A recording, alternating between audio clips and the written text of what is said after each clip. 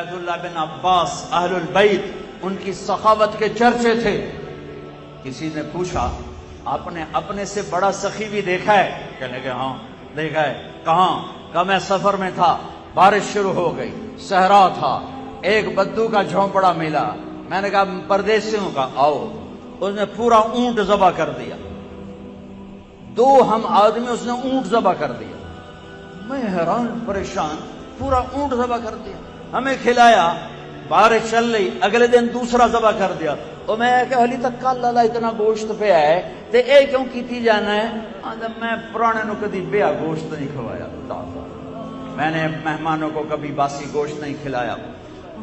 تیسرا دن آیا، بارش تھی، تیسرا اونٹ ذبح کر دیا۔ کہ میں 7 دن بارش ہوتی رہی، میں وہاں پھنسا رہا، روزانہ نیا اونٹ ذبح کر کے مجھے کھلاتا رہا۔ انہیں کتنا کھاؤنا ہے؟ 1 سیر 2 سیر، کہ بس یہ ہم سکھا لیں گے۔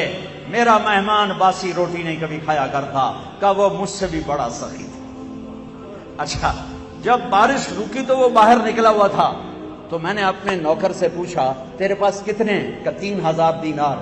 کہ اس کو دے دو۔ 3000 دینار میں 300 اونٹ آ سکتے تھے۔ اس کی بیوی نے کہا ہم مہمان کو کھلایا، کبھی پیسہ نہیں لیتے، واپس لے جاؤ۔ انکار کر دیا اس نے۔ ان کے خادم نے کہا جی وہ تو بیگم لیتی نہیں، کہ چپ کر کے دروازے پہ چھوڑ کے آ جاؤ۔ دروازے پہ رکھ کے دونوں چل پڑے۔ چلتے چلتے تھوڑی دیر ہوئی تو پیچھے سے آواز آئی، نعرے لگا، تو وہی دیکھا تو بدو آ رہا، اونٹ بھگاتا ہوا۔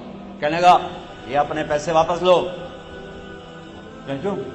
کہ میں اپنی مہمان نوازی کو پیچھا نہیں کرتا۔ کہ دیکھو بھائی تم سخی ہو تو میں اہل البیت ہوں، میں بھی اب احسان کا بدلہ دیتا ہوں۔ تو گل سن، تو اہل بیت ہیں یا جو ہیں، یا پیسے واپس لے یا نیزہ تیرے اندر جاوے گا۔ اس نے ایسے جو نیزہ اٹھایا تو کہنے لگا میں ڈر گیا، واقعی اندر کر دے گا۔ تو میں نے وہ پیسے واپس لے لیے، کہ میں نے اپنے سے بڑا سخی وہ بدو دیکھا۔ حاتم تائی سے کسی نے پوچھا اپنے سے بڑا سخی دیکھا؟ کہاں دیکھا ہے؟ ایک رات سفر میں تھا، رات ہوئی، ایک نوجوان بدو کے گھر اترے، اس نے بکرا ذبح کیا اور اس کا گوشت بنایا، اس کی سری لایا، تو میرے منہ سے نکلا سری بڑی بڑھیا بنی ہوئی ہے۔